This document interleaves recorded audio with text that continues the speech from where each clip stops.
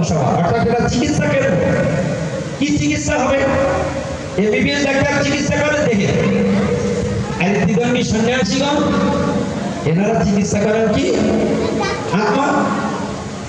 তাহলে দেহ মনের চিকিৎসার ঊর্ধ্বে যে আত্মা রয়েছে আমাদের, যেটা আমাদের প্রাণ, যার জন্য আমরা জীবিত, যার জন্য আমরা আনন্দ করবার প্রবণতা রয়েছে, যার জন্য আমরা সংসারে স্ত্রী পুত্র ছেলে মেয়ে আত্মীয় স্বজন বন্ধু বান্ধব টাকা পয়সা ঘর বাড়ি নিয়ে আমরা আনন্দ সবাই মেতে রয়েছি, সেটা তার একটাই মাত্র কারণ, কেবল শরীরে আত্মা আছে। কিন্তু সেই আত্মা কে, তার পরিচয় কি, আত্মা কোথা থেকে এসেছে, এই সমস্ত কথা আমরা কেউই জানি না। আর এটা না জানার জন্য আমার জীবনে আমার কপালে অশেষ দুঃখ অপেক্ষা করছে। সেই সব কথা জানানোর জন্য, সেই আত্মধর্মকে জানানোর জন্য, স্বরূপের ধর্মকে জানানোর জন্য, বিরূপ থেকে স্বরূপে ট্রান্সফার করার জন্য আজকের এখানে চিকিৎসা শিবির করা হয়েছে। এটা হচ্ছে পারমার্থিক চিকিৎসা কেন্দ্র। এখানে তত্ত্বজ্ঞান দান করা হবে। কে আমি, কোথায় ছিলাম, কি করি দেখে চাইলাম, যাবো কোথা, শরীর পতনে আজই বা সতের বর্ষে অবশ্য মরণ, নিশ্চিন্তে না থাকো ভাই, যত শীঘ্র পারো ভজ শ্রীকৃষ্ণ চরণ, জীবনের ঠিক না।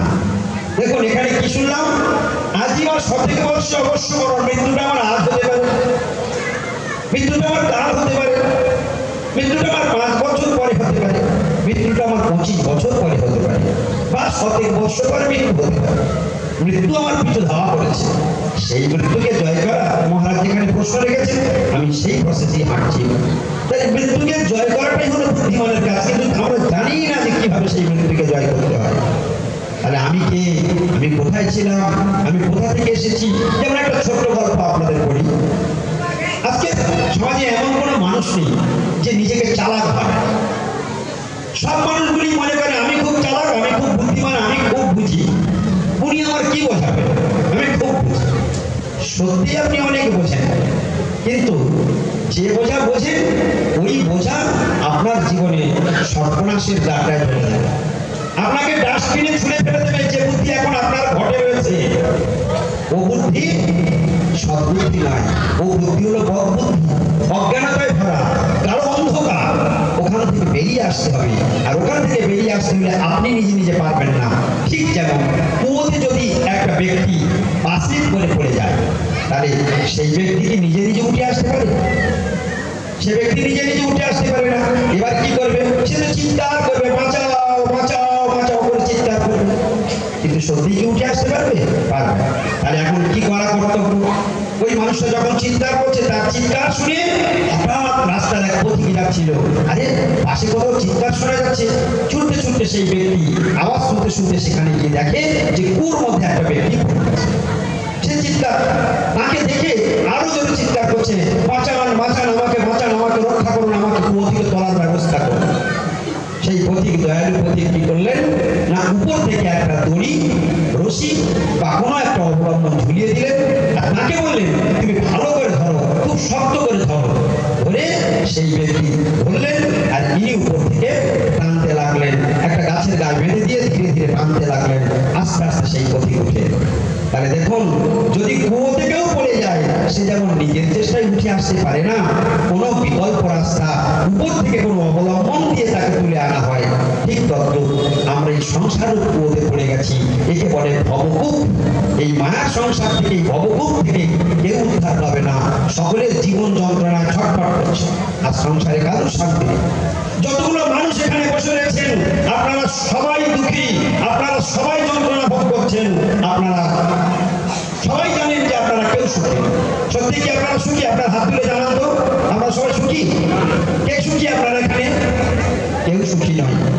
কেউ মানসিক জ্বালায় জ্বলছে, কেউ শারীরিক জ্বালায় জ্বলছে, হঠাৎ রোগের জ্বালায় জ্বলছে, কেউ বার্ধক্যের জ্বালায় জ্বলছে, কেউ রাজনৈতিক জ্বালায় জ্বলছে, কেউ পারিবারিক জ্বালায় জ্বলছে, কেউ অর্থনৈতিক জ্বালায় জ্বলছে, পিতার জ্বালায় জ্বলছে, আদি দৈবিক আদি ভৌতিক আধ্যাত্মিক জ্বালায় জ্বলছে। সারা সংসার দাউ দাউ করে চলছে। এই জ্বালার হাত থেকে রেহাই পাওয়ার কোনো রাস্তা কেউ দেখাচ্ছে না। সবাই শুধু জ্বলছে, সবাই সবার কাজ দেখছে, কিন্তু থুতু দিয়ে যেমন ছাতু ভেজানো যায় না, মুখের মিষ্টি মিষ্টি কথা বললে কিছু করা যায় না, ফড়ায় ফু দিলে ফড়ার যন্ত্রণা হবে না, ঠিক আমাদের সংসারে বিভিন্ন প্রকার ভোগের ব্যবস্থা দেওয়া হয়েছে, তাতে কিন্তু জ্বালার কোনোদিন নিবৃত্তি হবে না। জ্বালার নিবৃত্তি যদি করতে হয় তাহলে অবশ্যই অবশ্যই জেনে রাখতে হবে এর একটা সুস্থ সাবলীল স্বাভাবিক একটা পন্থা রয়েছে। সেটা কি? আমরা সকলে কৃষ্ণ দাস। এই আত্মাটি কৃষ্ণ দাস, এই আত্মাটি ভগবানের অংশ। এই জীবাত্মাই হলো আমাদের জীবনের সবকিছু। ওই আমার প্রাণ, ওই আমার আমি, ওটাই আমি। আজকে জেনে রাখুন, যতগুলো লোক এখানে বসে রয়েছে, এখানে সবাই মনে করে চালাক। আমি যেটা বলছিলাম, সবাই নিজেকে খুব চালাক মনে করে, কিন্তু আমি বলবো, শাস্ত্র বলবে, গুরুদেব বলবেন, ভগবান বলবেন, তোমরা সবাই বোকা দল, তোমরা সবাই। কেন কেন? আমি এমএসসি পাস করেছি, আমার ট্রিপল এমএ, আমার ডিগ্রি রয়েছে, আমি গোল্ড মেডালিস্ট, তবু আমি মূর্খ কেন? তো মূর্খ নয় বা কেন? কেন বা মূর্খ নয় তার প্রমাণ করে দেওয়া হোক। আচ্ছা বলুন তো, আপনি তো ট্রিপল এমএ গোল্ড মেডালিস্ট, তিনটাতে এমএ আপনি অনার্স করেছেন। আচ্ছা বলুন তো, আপনি কে? হু আর ইউ? আপনি বলবেন আমি অমুক দত্ত, আমার বাবার নাম অমুক দত্ত, আমার থানা অমুক, আমার অমুক, এই এই এই পরিচয় দিয়ে দিলেন, ব্যাস। তাহলে বাবার নাম কি? আপনার নাম অমল দত্ত আর বাবার নাম পরিমল দত্ত। তা ভালো কথা। তা আপনার বাবা মরে গেল, আপনার বাবা যখন মরে গেল তখন আপনি বুক চাপড়ে চাপড়ে কাঁদছেন, আপনার স্ত্রীও বুক চাপড়ে চাপড়ে কাঁদছে, বলছে বাবা তুমি কোথায় গেলে গো, বাবা তুমি কোথায় গেলে গো, আমাদের পথে ভাসিয়ে দিয়ে বাবা তুমি কোথায় গেলে গো। আচ্ছা বলুন না, বলে কি না? আমার কথা শুনতে পাচ্ছেন সকালে? তাহলে মরে গেছে, তখন বলছে বাবা তুমি কোথায় গেলে গো।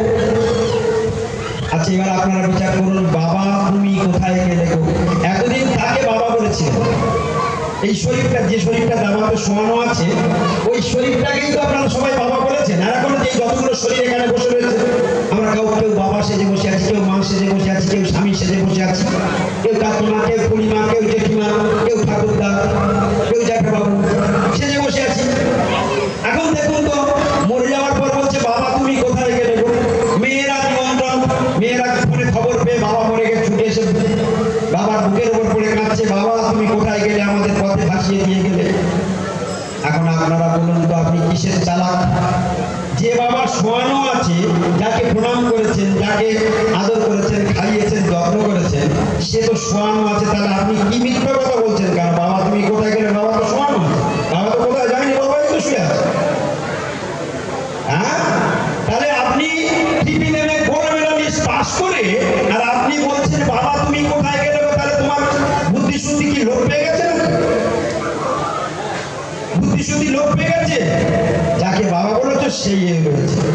আর এটা সত্য না, তুমি যেটা বলছো ওটাই মিথ্যা, না এটা মিথ্যা না, ওটা সত্য যেটা। তাহলে প্রমাণ হয়ে গেল, কথার দ্বারাই প্রমাণ হয়ে গেল যে যিনি চলে গেছেন উনি বাবা, ইনি বাবা নয়। তাহলে এতদিন আমরা সবাই ভুল বলেছি, এই খাঁচাটাকে, এই শরীরটাকে আমরা বাবা বলেছি, কিন্তু খাঁচা কখনো বাবা নয়। আপনারা বলুন তো, খাঁচার জন্য পাখি না পাখির জন্য খাঁচা? খাঁচার কিসের প্রয়োজন? খাঁচার কিসের প্রয়োজন? পাখিটাকে রাখার জন্য খাঁচার প্রয়োজন। তো দেহি মানে আত্মাকে ভোগ করানোর জন্য দেহের প্রয়োজন। এই দেহটা দিয়ে কৃষ্ণের ভজন করানোর জন্যই এই মানব দেহটা ভগবান দিয়েছে। আর সেই দেহটা হলো খাঁচা, সেই দেহটাকে আমি বলছি, কিন্তু আসলে আমি আত্মা। আমি কে? আমি আত্মা। সে আত্মার পরিমাণ কত? একটা চুলের অগ্রভাগের প্রথমে 100 ভাগ করতে হবে, 100 ভাগ করে তার এক ভাগকে আবার 100 ভাগ করতে হবে, অর্থাৎ এক কথায় সহস্র ভাগে। একটা চুলের মাথায় কতটা জায়গা আছে? একটা চুলের অগ্রভাগ, মাথার উপরে যতটুকু জায়গা, ওই মাথার জায়গাটাকে 1000 ভাগে ভাগ করতে হবে। তার মধ্যে একটা ভাগ হলো আত্মার পরিমাণ। আর সেই আত্মার জোরে আমাদের এত বাহাদুরি, কেউ ধনী, কেউ মানি, কেউ কুলীন, কেউ পণ্ডিত, কেউ সমস্ত অহংকারের মত হয়ে আজকের এইরকম ভাবে সমাজ ব্যবস্থায় ঘুরে বেড়াচ্ছে। তাহলে আমি কে? আমি একটা সূক্ষ্ম জ্যোতিকণা আত্মা। তাহলে আমি কে? আত্মা। সবাই একবার বলুন আমি কে? একবার বলবেন, আমি আত্মা। বলুন, আমি কে? আমি কে? আমি আত্মা।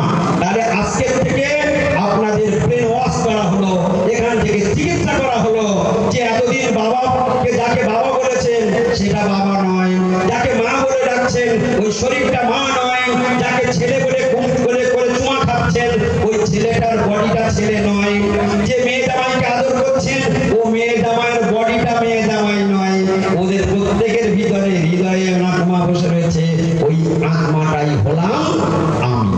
ওই আত্মাটা যখন শরীরে লাগানো হয় তখন বলা হয় জন্ম হলো, আর আত্মা যখন শরীর ছেড়ে বেরিয়ে যায় তখন আমরা বলি মৃত্যু হলো। তাহলে শরীরটা ছিল না, শরীরটা দিল, আবার শরীরটা কেড়ে উঠল। এই খেলা খেলছে কে? তবু ইচ্ছা মতে জীবে জনম মরণ। তারা কৃষ্ণ নাম করছে শুধু আমাদের এই সমাজের মানুষ প্রজন্ম, এরা মায়ের দ্বারা ভ্রমিত হয়ে যে শ্রীপুত্র পরিজন আত্মীয় স্বজন বন্ধু বান্ধব কেউ আপন নয়, তাদেরকে মায়ের দ্বারা মোহিত হয়ে আপন জ্ঞানে তাদের সেবা পূজা করা চলছে। এটাই হলো আমাদের সব থেকে বড় দুর্ভাগ্যের পরিচয়, অজ্ঞানতার পরিচয়, মায়ের দ্বারা আক্রান্ত হওয়ার ব্যবস্থাপনা। এই বুদ্ধির সংশোধন, এই ব্রেনকে ওয়াশ করা, এই চিকিৎসা কেন্দ্র খোলা হয়েছে। এটা পারমার্থিক চিকিৎসা কেন্দ্র, এই ভাগবত ধর্মসভা। ভাগবত ধর্মসভার অপর নাম হলো কি? ভাগবতের অপর নাম কি? ভাগবত ধর্মের অপর নাম হলো আত্মধর্ম। যে ভাগবত ধর্মসভা, ভাগবত ধর্মসভার অপর নাম কি? আত্মধর্ম শিক্ষা প্রদানকারী সভা, যেটি সেটাই ভাগবত ধর্মসভা, যেখানে আত্মার শিক্ষা প্রদান। সেজন্য সর্বপ্রথম আমাদের জানতে হবে আমরা কত বড় বোকা। আজকে প্রমাণ হয়ে গেল যে বাবাকে আমরা বডিটাকে বাবা বলেছিলাম, ওটা বাবা নয়। তাহলে প্রমাণ হয়ে গেল যে বডি থেকে বেরিয়ে গেছে সেই হলো বাবা। তখন আমি বলছি, বাবা তুমি কোথায় গেলে গো? তাহলে বেরিয়ে গেল যে সেই হলো বাবা। একটা প্রমাণ। দ্বিতীয় প্রমাণ, আচ্ছা আমি বললাম এটা আমার ঘড়ি, আমি কি বললাম? আমার ঘড়ি। তাহলে আমার ঘড়ি মানে আমি আর ঘড়ি এক তো? সবাই একটু জোরে বলুন তো, আমি আর আমার ঘড়ি এক তো? আমি আর আমার ঘড়ি এক তো? এক নয়? আমার কলম মানে কলমটা আমি, তাই? তাহলে আমার কলম আর আমি দুটো এক জিনিস না। তাহলে আমার কলম মানে আমি আলাদা, আর আমার কলম আলাদা। এখন কত বড় মূর্খ সমাজের মানুষগুলো এই কথা থেকে প্রমাণ হয়ে যাবে। আচ্ছা, আপনি আপনার শরীরটাকে আমি বলছেন, আপনার শরীরটাকেই বলেন আমি। এখন মাঝে মাঝে আপনি কেন বলেন আমার মাথার যন্ত্রণা হচ্ছে? আমার মাথার যন্ত্রণা হচ্ছে মানে কি? তাহলে আপনি আলাদা, আপনার মাথা আলাদা। খুব বুদ্ধিমান, খুব শিক্ষিত, তাই না? কত বড় লেখাপড়া শিখেছেন দেখবেন, সব কর্পূরের মতো উড়ে যাবে। শ্রীমদ্ ভগবত গীতার দ্বিতীয় অধ্যায় সাংখ্যযোগের কথা বলছি, কৃষ্ণের কথা বলছি। আমার কলম, আমার মাথার যন্ত্রণা হচ্ছে। আমার মাথা মানে কি? আমি আলাদা, আমার মাথা আলাদা। তা আপনি যদি এত শিক্ষিত, আপনি তো বলতে পারতেন আমি মাথা, আমি যন্ত্রণা হচ্ছি। কি কথা ঠিক আছে? শরীরটা যদি বলেন আমি, তাহলে আপনি বলুন আমি যন্ত্রণা হচ্ছি। তাহলে আপনি কেন বলছেন আমার হাত কেটে গেছে? তুই বল আমি কেটে গেছে। সব বিদ্যা কর্পূরের মতো উড়ে যাবে, কোন বিদ্যা টেকবে না। ভগবান এই হলো তত্ত্ব জ্ঞান। আমরা সব ফেসে গেছি, মায়ের জালে সব ফেসে গেছি। এইখান থেকে রুখে দাঁড়ানো, এখান থেকেই ঘুরে দাঁড়াতে হবে সকলকার, যে আমরা এতদিন ভুল পথে চলেছি, এই ভুল পথ থেকে এবার আমাদের ফিরতে হবে। এতদিন আমরা মায়ের সাথে ফেসে চলেছি, মায়ের দিকে চলেছি, কেউ আমাকে রক্ষা করেনি, কেউ আমাকে শোনায়নি, কেউ আমাকে জানায়নি যে আমি আত্মা, আমি কৃষ্ণ দাস, আমি মায়ের দাসত্ব করতে করতে মায়ের শরীর নিয়ে মায়ের সংসারে ভোগ করছি। না না না, আজকে সাধুরা আমাদেরকে চিনিয়ে দিল আমি কে, আমি কোথায়, আমার পরিচয় কি, আমার পিতাকে কৃষ্ণ, আমি তার সন্তান, আমি তার কি অংশ। অংশ, আমি জীবাত্মা, ভগবানের বিভিন্ন অংশ সাথিয়া। তাই আজ থেকে আমার প্রতিজ্ঞা কি না, জীবের সংখ্যায় নিত্য কৃষ্ণ। আমাদের স্বামী মহারাজ বলে গেলেন, কৃষ্ণকে কোনোদিন ভুলছি না, ভুলবো না। কি ঠিক কিনা? বলে গেছে তো, কৃষ্ণকে কোনোদিন ভুলছি না আর ভুলবো না। আর মন্দ লোকের ভালো কথা শুনছি না আর শুনবো না। কিন্তু মন্দ লোকের ভালো কথা আপনারা খুব শুনবেন, ভালো করে শুনবেন, কারণ আমরা কুকুরের ল্যাস। কি কুকুরের ল্যাস কিরকম দেখতে বলুন তো? কুকুরের ল্যাস কিরকম দেখতে? মাকা মতো না? আচ্ছা, কমন ঘি দিয়ে করলে তারপর সোলা হয়ে যাবে? হবে না, না? দেখলেন তো, আমরা মহারাজ হাততালি দিয়ে সুর করে করে বলে গেলেন, কৃষ্ণকে ভুলছি না, ভুলবো না। দ্বিতীয় স্লোগান কি? দ্বিতীয় স্লোগান কি? মন্দ লোকের ভালো কথা শুনছি না, শুনবো না। কিন্তু কুকুরের ল্যাজ আমরা যতই মুখে বলি না, কোনো কিছু করছি না। এক সময় যুধিষ্ঠির মহারাজের রাজসভায় ভক্তশ্রেষ্ঠ বিদুরজি এসেছিলেন,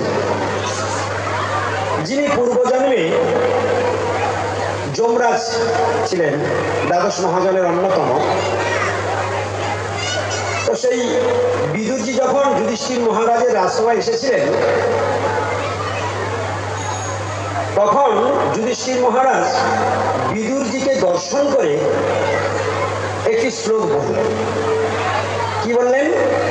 ভবতি বিধা ভাগবতা তীর্তিভূতা স্বয়ং বিভো তীর্তি কুর্বন্তি তীর্থানি শান্তস্তেন গদাবৃতা।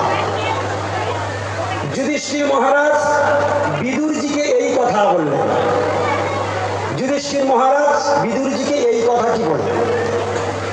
আমরা কিন্তু শ্লোকটা কিছু বুঝতে পারলাম না, যতক্ষণ না পর্যন্ত এর কিছু বিশ্লেষণ হবে ততক্ষণ আমরা কিছু বুঝতে পারবো না। কারণ আমরা দেবনাগরী ভাষা সম্বন্ধে আমরা অনভিজ্ঞ, আমরা মাতৃভাষা বাংলা, কিন্তু সমস্ত শাস্ত্র তো দেবনাগরী ভাষায় রচিত।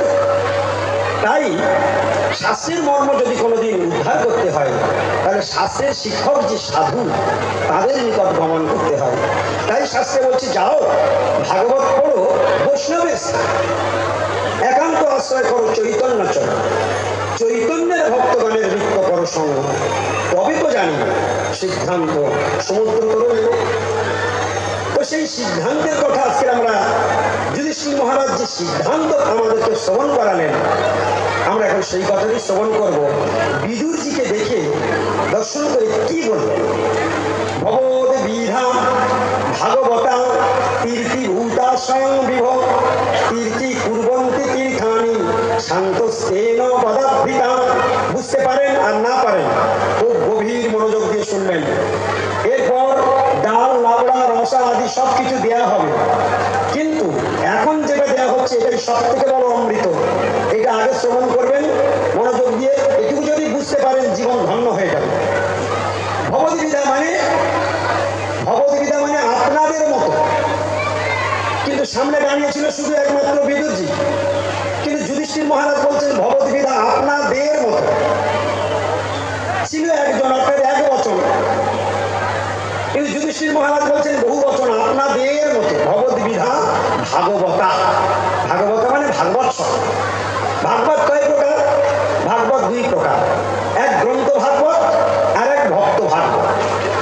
গ্রন্থ ভাগবত পড়ে আমরা বুঝতে পারি বা নাও বুঝতে পারি, অনুভবে আসতে পারে নাও আসতে পারে, কিন্তু ভক্ত ভাগবতের শ্রীমুখ থেকে যখন সেই কথাটা আমরা শুনতে পারবো, যেমন আগে একটি শ্লোক বলা হলো, গ্রন্থটিতে লেখা রয়েছে শ্লোকটি, কিন্তু আপনারা পড়ে কেউ বুঝতে পারবেন না, কিন্তু সাধুর মুখ থেকে যদি ওটা শ্রবণ করা হয়, তাহলে কিন্তু আমি খুব দ্রুত গতিতে বুঝতে পারবো।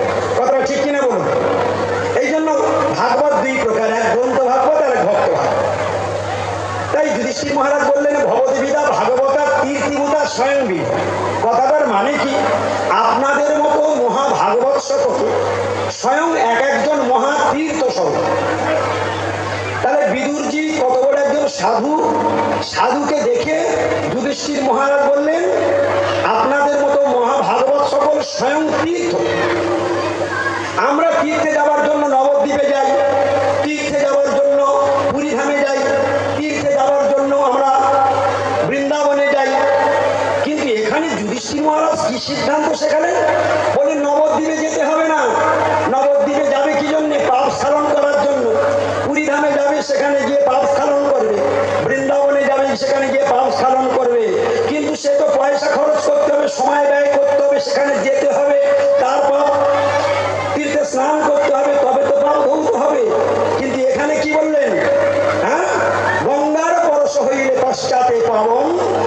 দর্শনে পবিত্র করো এই তোমার গুণ। যার পাদশ্রুত মুনার প্রসমায়না সত্য পুণ্যন্তি উপস্পৃষ্টা স্বর্ধনী আপ অনুষেবয়া। শ্রীমদ্ ভাগবতমে এই শ্লোকটি বললেন, যার পাদশ্রুত মুনার প্রসমান, যার পাদ পদ্ম আশ্রয় করেছেন, যার পাদ সংশ্লেষিত মুনয়, কারা আশ্রয় গ্রহণ করেছে? মুনি ঋষিগণ, সাধুগণ, যে ভগবানের চরণ কমল আশ্রয় গ্রহণ করেছেন বলে কি হবে? প্রসমায়না, গভীর ভাবে ভগবত ভক্তিযুক্ত হয়ে আশ্রয় গ্রহণ করেছেন। প্রসমায়না শব্দ পুণ্যন্তি, শব্দ পুণ্যন্তি, তৎক্ষণাৎ পবিত্র। স্বর্ধনী আপ অনুসেবয়া, স্বর্ধনী মানে সুরধনী গঙ্গা। সুরধনী গঙ্গাতে আপনারা যাবেন, সুরধনী গঙ্গাতে স্পর্শ করবেন বা স্নান করবেন, তারপর আপনি পবিত্র হবেন। কিন্তু বৈষ্ণব যেই সামনে দাঁড়িয়ে যাবে, বৈষ্ণবকে দর্শন করার সঙ্গে সঙ্গে আমার সমস্ত পাপ ধৌত হয়ে যাবে।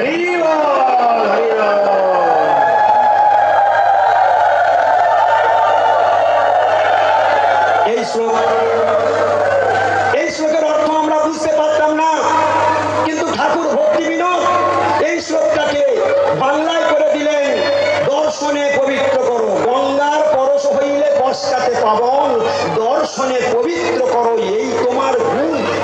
তাহলে বৈষ্ণবকে আমরা চিনি না, কলৌ নষ্ট দিশাম এসো। কলিযুগের মানুষের দৃষ্টিশক্তি নষ্ট হয়ে গেছে, এরা আসলকে নকল বলছে, নকলকে আসল বলছে, যা সত্য নয় তাকে সত্য বলে মনে করছে, যা সত্য তাকে মিথ্যা বলে মনে করছে। কলৌ নষ্ট দিশাম এসো। কলিযুগের মানুষের দৃষ্টিশক্তি নষ্ট হয়ে গেছে, হৃদয়ে গাঢ় অন্ধকার এসে গেছে।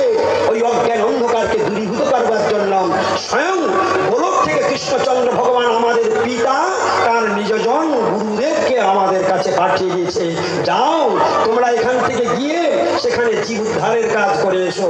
তাই তিনি মর্তভূমিতে নেমে এসেছেন মানবের মতো বেশ ধারণ করে। তাই এনারা হচ্ছেন গোলকের মঞ্জরি, গুরুদেব হচ্ছেন গোলকের রাধারানীর মঞ্জরি। হ্যাঁ, গোলকে 108 মঞ্জরি রয়েছে, সেই মঞ্জরিদের মধ্যে এই বর্তমান গুরুদেব একজন। আমরা মানবের মতো বেশ ধারণ করে আমাদের সঙ্গে কথা বলছে, আমাদের দেওয়া ফুলের মালা করছে, আমাদের দেওয়া পুষ্পাঞ্জলি গ্রহণ করছে, আমাদেরকে উপদেশ দিচ্ছে, আমাদেরকে নাচাচ্ছে, আমাদেরকে গাওয়াচ্ছে, আমাদেরকে হাতে হরিনাম তুলে দিচ্ছে, আমাদেরকে বলছে ঠাকুরের সামনে এইভাবে দাঁড়িয়ে নৃত্য করো, এইভাবে কীর্তন করো, এইভাবে ভোগ লাগাও, এইভাবে প্রণাম করো, আমাদেরকে ধরে ধরে শেখাচ্ছেন। এই সেই নিজজন, ভগবানের নিজজন। তাহলে সেই বৈষ্ণবের দর্শন মাত্রেই গঙ্গা স্নান, গঙ্গা কত দূরে রয়েছে তার ঠিক নেই। এখান থেকে গঙ্গা স্নান করতে গেলে আমাদের বিষ্ণুপুর যেতে হবে, কিন্তু আজ আর গঙ্গা স্নানে যাওয়ার দরকার নেই। দর্শনে পবিত্র করো এই তোমার গুণ। তো সেই দর্শনে, তাহলে সেই কেন এই দর্শনে পবিত্র হচ্ছে? কি আছে বৈষ্ণবের মধ্যে? দেখতে তো একটা মানুষের মধ্যে, একটা মানুষের মতো দেখতে, তাহলে কি গুণ আছে? তিনি গঙ্গার মতো ফল ধরছেন, গঙ্গা দেবীর মতো ক্ষমতা সাধু, এত ক্ষমতা কি করে আসে? যুধিষ্ঠির মহারাজ আমাদেরকে চোখে আঙুল দিয়ে দেখিয়ে দিলেন। কি বললেন? ভগবদ্গীতা ভাগবতা কীর্তি ভূতা স্বয়ং বিভো। হে বিদুর ঋষিজি, হে বিদুরজি, হে পরম শ্রেষ্ঠ, হে মহাভাগবত, আপনাদের মতো মহাভাগবত সকল স্বয়ং এক একজন মহাতীর্থ। তাহলে সাধুরা এক একজন কি? সবাই বলুন তো কি? সাধুরা কি? তীর্থ। সাধুরা কি? তীর্থ। তাহলে এখন গঙ্গা স্নান করতে যাব না, বৈষ্ণব দেখা মাত্রই প্রণাম করবো, কোনটা ঠিক উচিত আমাদের? এই কলিযুগের মানুষ ঠিক উল্টা করে, সাধুকে দেখলেই টোন কাটে, টিটকারি করে, ঠাট্টা করে, বিদ্রুপ করে। ভাগবত বললেন কলৌ নষ্ট দিশাম এসো। এই কলিযুগের মানুষের দৃষ্টা শক্তি নষ্ট হয়ে গেছে, তাই উল্টো দেখছে, উল্টো কিছু ব্যবহার করছে। এটা পতনের লক্ষণ, এটা সর্বনাশের লক্ষণ, এটা নরক যাত্রার লক্ষণ। তাই সাধুগণ আসেন কি করেন না, চিকিৎসা কেন্দ্র খুলেছেন, গ্রাম গ্রামান্তর শহর নগর তোলপাড় করে চলেছেন। আমাদের বর্তমান গুরুদেব আজকের বোম্বে, তো কালকের লখনৌ, তো কালকের চিরুলিয়া, তো কালকের আমেরিকা, কালকের লন্ডন, এইরকম বিভিন্ন দেশ, কি পাশ্চাত্য দেশ, কি প্রাচ্য দেশ, উভয় দেশে তিনি তোলপাড় করে ভগবান বাণী প্রচার করে বেড়াচ্ছেন আমাদের মতো বদ্ধজীবকে উদ্ধার করবার জন্য। তাহলে স্বয়ং তীর্থস্বরূপ, স্বয়ং তীর্থস্বরূপ প্রত্যেকটা সাধু কি? স্বয়ং তীর্থ। তীর্থস্বরূপ, এই কথাটা কেউ ভুলবেন না। একবার বলুন, সাধুরা স্বয়ং কি? আর মই খুব কালা আছে, একটু জোরে বলতে হবে। সাধুরা স্বয়ং কি? তীর্থ। তাহলে এখন তীর্থ যাওয়ার থেকে সাধু সঙ্গ করাটা কি বুদ্ধিমানের কাজ কিনা? তীর্থ জল পবিত্র গুণে লিখিয়াছেন পুরাণে, সেসব ভক্তির প্রবঞ্চন, সেসব ভক্তির প্রবঞ্চন। তীর্থের জলের কথা পবিত্র বলে শাস্ত্রে লেখা আছে, শাস্ত্রে লেখা আছে, কিন্তু ভক্তিনাথ ঠাকুর শুদ্ধ ভক্তির ধারা দেখাতে গিয়ে বললেন ওটা প্রবঞ্চনা মাত্র, ওই এক প্রকার ঠকে যাওয়া। তাই প্রকৃত গঙ্গায় স্নান যদি করতে চাও, সাধুর কথামৃত, সাধুর মুখের বাণী শ্রবণ করে নিজের হৃদয়ের অন্ধকার থেকে দিব্য জ্ঞানের উদয় করিয়ে গাঢ় অন্ধকারকে দূরীভূত করার চেষ্টা করো। সাধুর চরণে পড়ে যাও। সাধুর কাছে যেতে গেলে অনেক বড় ভাগ্য লাগবে। এই যে সাধুর তীর্থস্বরূপ, সাধুর কাছে যেতে গেলে মর্যাদা লাগবে, যোগ্যতা লাগবে। সাধুর দর্শন পেতে গেলে যোগ্যতা লাগবে, সাধুর কৃপা পেতে গেলে যোগ্যতা লাগবে। তার প্রমাণ শাস্ত্রে ঘুরি ঘুরি দেওয়া রয়েছে। আমি সময় আমার অল্প, শুধু এইটুকু বলে যাই, সাধুদের দর্শন পেতে গেলে পূর্বজন্মের বহু স্বীকৃতি লাগবে। সৎসঙ্গ প্রাপ্যতে পঙ্গি স্বীকৃতি পূর্ব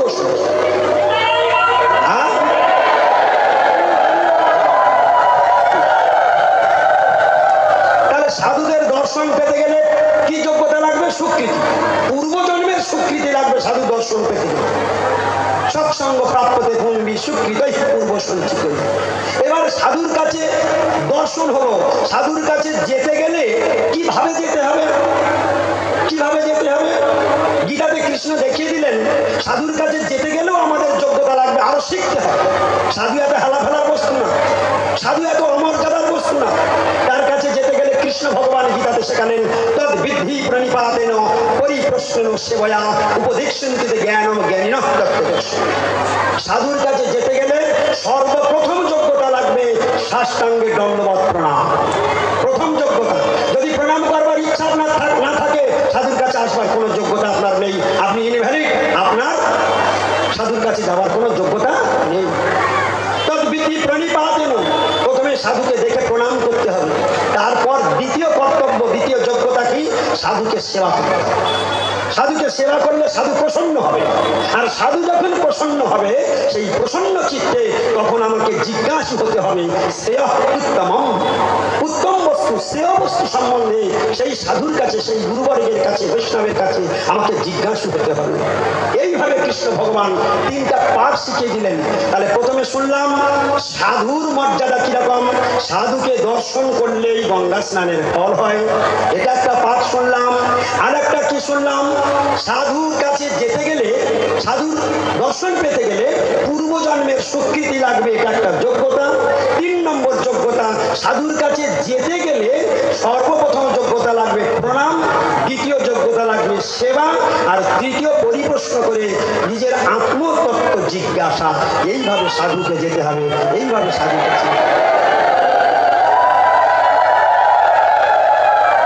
আজকের মায়েরা এখানে অনেক পিতামাতা এসেছে, এখানে অনেক ভক্তগণ এসেছে। এদের মধ্যে অধিকাংশ পিতামাতা আছে, প্রত্যেকের সন্তান আছে। আজকের যদি আপনারা ইঁদুর দৌড় শুরু করেছেন, ছেলেদেরকে 2.5 বছর 3 বছর বয়সে কেজি বাটখারাতে ভর্তি করে দিচ্ছেন, ব্যাগ বয়ে বয়ে মরছেন। কোন ছোটবেলায় লেখাপড়া ছেড়ে দিয়েছে, সংসার করে সব ভুলে গেছে, এবার নাতি আর ছেলেকে নিয়ে ব্যাগ বয়ে বয়ে স্কুলে যাচ্ছে নতুন লেখাপড়া সিস্টেমে। কি ঠিক কিনা? তো এই লেখাপড়া শিখিয়ে যদি পণ্ডিত করেন, ধরুন আমি বলে দিলাম আপনার ছেলে প্রধানমন্ত্রী হয়েছে দেশে, আমি ধরেই নিই আপনার ছেলে প্রধানমন্ত্রী হয়েছে, কিন্তু আপনার প্রধানমন্ত্রী ছেলে যদি প্রধানমন্ত্রী হয়, তবু মরার পরে আপনাদের ওই পিতার মাতার জম টিকি ধরে টানতে টানতে নিয়ে চলে যাবে সোজা নরকে। বাঁচাতে পারবে না। ছেলে প্রধানমন্ত্রী, তাতে কি হলো? তো মায়ের টুপি। কিন্তু যদি আপনার ছেলে সাধু হতো, তাহলে আপনার নয়, আপনার বাপের, আপনার ঠাকুরদার, আপনার ঠাকুরদার, আপনার 14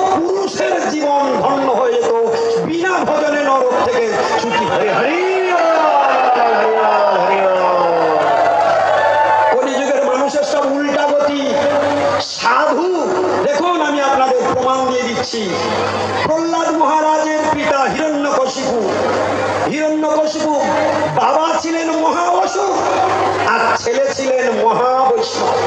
কি বিচিত্র খেলা শাস্ত্রে দেখুন, কিরকম বিধির বিধান। বাবা মহা অসুর আর ছেলে মহাবৈষ্ণব, মহাভক্ত। তো শেষমেশ ওই অসুর সর্বদাই ভক্তের উপর অত্যাচার করে আসছে। আজকের আপনারা যারা এই ভক্তগণ এখানে এসেছেন, যারা যারা বাড়িতে হরিভজন করছেন, আপনাদের বাড়িতে হিরণ্যকশিপুরা আপনাদের উপর অত্যাচার করে না? কি হিরণ্যকশিপুরা বাধা দেয় না? তাহলে এখন একটা হিরণ্যকশিপু না ঘরে ঘরে হিরণ্যকশিপু? আমাদের কাছে সব, আমি এত কথা জানি কি করে? আমি তো সারা পশ্চিম বাংলা, বাংলাদেশ সমস্ত জায়গায় ঘুরে বেড়াচ্ছি আমার গুরুদেবের পিছনে পিছনে তার আড্ডা নিয়ে। তো কত ফ্যামিলির কত ইতিহাস যে আমার শুনতে হয়।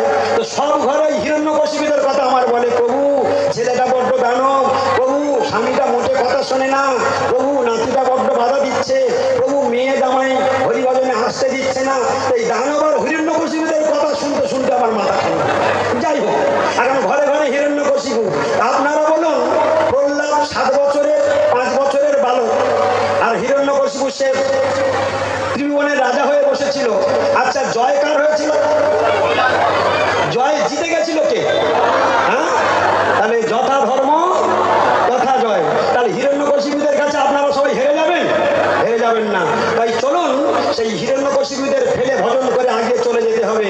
এখন একটা শেষ কথা বলি। প্রহ্লাদ মহারাজ হরিভজন করছেন, হিরণ্যকশিপু মারবার বহু প্ল্যান করে ফেল হয়ে গেছে। শেষমেশ একদিন রেগে মেগে হিরণ্যকশিপু বললেন, তুই যে হরি হরি করিস, তোর হরি কোথায় থাকে? প্রহ্লাদ মহারাজ সরল নিষ্কপট, একদম সরল চিত্ত শিশু, হ্যাঁ, বলে দিলেন আমার হরি সর্বত্র থাকে। কারণ মাতৃগর্ভেই মহাভাগবত হয়ে গেছে, সর্বত্র থাকে। তাহলে স্তম্ভের ভিতরে? বলে হ্যাঁ, আমার হরি স্তম্ভের ভিতরে আছে।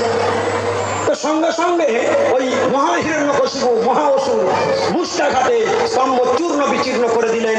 আর ভক্তের কথা রক্ষা করবার জন্য স্বয়ং ভগবান সেই স্তম্ভের মধ্যে দিয়ে নরসিংহ নয়, মানুষ নহে সিংহ, নরসিংহ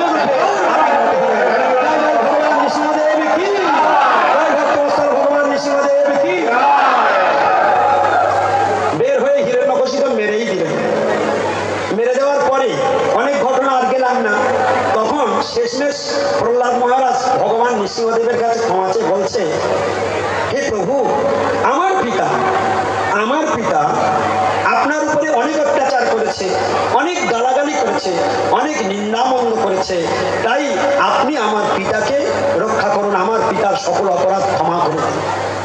তখন ভগবান স্বয়ং কি বলছেন, আজকের আপনারা তো বাবা মা হয়েছেন, আপনারা স্বয়ং নিজের কানে শুনে নিন, আপনারা নিজের কানে শুনে নিন, বাবা মা হয়েছেন আপনারা।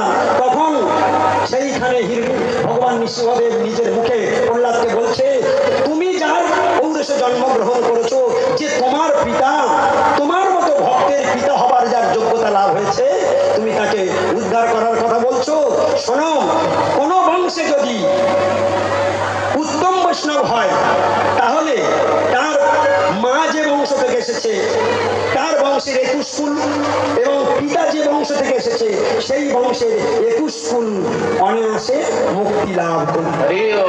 আর যদি মধ্যম বৈষ্ণব হয়, কোন মায়েদের সন্তান যদি মধ্যম বৈষ্ণব হয়, তার পিতার 14 পুরুষ আর মাতৃকুলের 14 পুরুষ।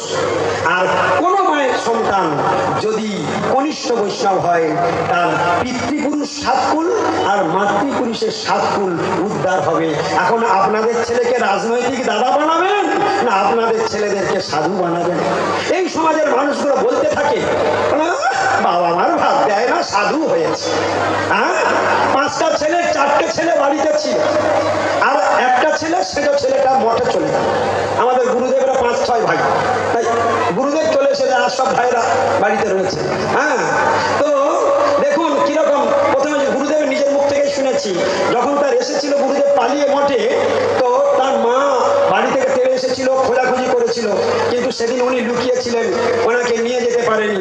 হ্যাঁ, অনেক সাধুদেরকে অনেক নিন্দামন্দ আদি করেছিলেন, কিন্তু পরবর্তীকালে বুঝতে পেরে তখন বলেছিলেন, আমার আসল ছেলে হই, যে ভগবানের চরণে চলে গেছে, ওই আমার আসল আসল ছেলে।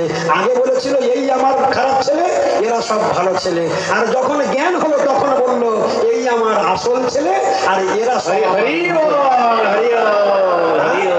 তাহলে আজকের মায়েরা আপনাদের গাছে যে ফল ধরেছে, 4টে ছেলে আছে, তো আপনার একটা ছেলে যদি সাধু হয় তাহলে আপনার উদ্ধার করবে কে?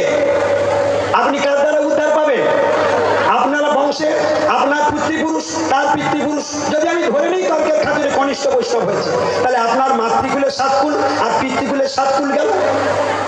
এবার যে 4 জন বাড়ি আছে ওইটা বলেই শেষ করবো। আমার দুবার সিগন্যাল হয়ে গেছে, বলছে তুমি এবারে বন্ধ করো, ঝাঁপ বন্ধ করো। কিন্তু আমার এই ঝাঁপ আর বন্ধ হতেই চাইছে না। আমি আর কি করবো? গুরুদেবের আদেশ, শুধু এইটা বলবো, একজন সাধু হয়ে গেল আর 4 জন হলো না। এখন 4 জন, একজন কি করতে পারে? আচ্ছা, এই ছবিটা আপনারা বুঝতে পেরেছেন? যদি কেউ সাধু হয়, কোনো মায়ের একটা সন্তান যদি সাধু হয়, তাহলে সে কি করতে পারে, তার ক্ষমতাটা আপনারা স্বয়ং ভগবান নৃসিংহদেবের মুখ থেকে শুনেছেন তো? কে বলেছেন বলুন? ভগবান নৃসিংহদেব। কে বলেছেন? নৃসিংহদেব নিজের মুখে বলেছেন, 21 পুরুষ 21 পুরুষ, 14 পুরুষ 14 পুরুষ, 7 পুরুষ 7 পুরুষ। আচ্ছা, ভগবান কখনো মিথ্যা কথা বলে? তাহলে আপনাদের একটা সন্তান যদি গুরুদেব এসেছে, যদি দিয়ে দেন, গুরুদেব এটাকে নিয়ে যান, গোবিন্দ সেবায় লাগিয়ে দিন আমার গাছের ফুলটা, তাহলে আমার জীবন ধন্য হয়ে যাবে। আমরা সকলে হরি ভরে মুক্তির দরজা খুলবে। এখন ওই 4টে ছেলে এবার কি আপনাদের সর্বনাশ করবে, ওই ছবিটা দেখাবো, তারপর আমি ঝাঁপ বন্ধ করবো।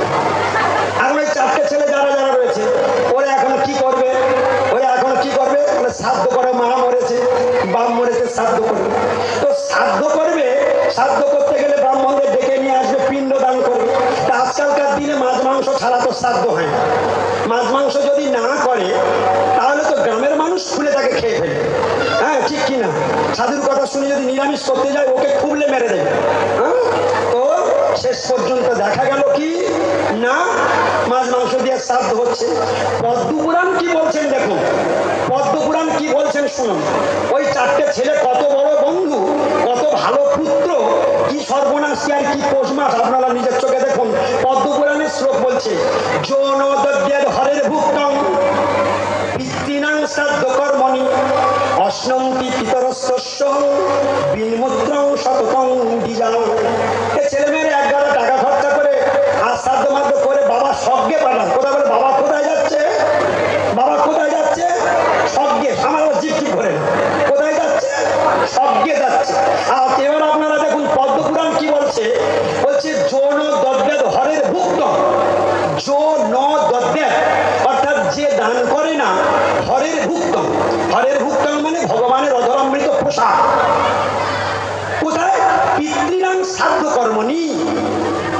পিতৃণাং শ্রাদ্ধ কর্মণি অর্থাৎ পিতার শ্রাদ্ধের সময় যদি হরের ভুক্তম মহাপ্রসাদ দ্বারা পিতার পিণ্ডদান না করা হয়, তাহলে অশ্নন্তি পিতরস্তস্য।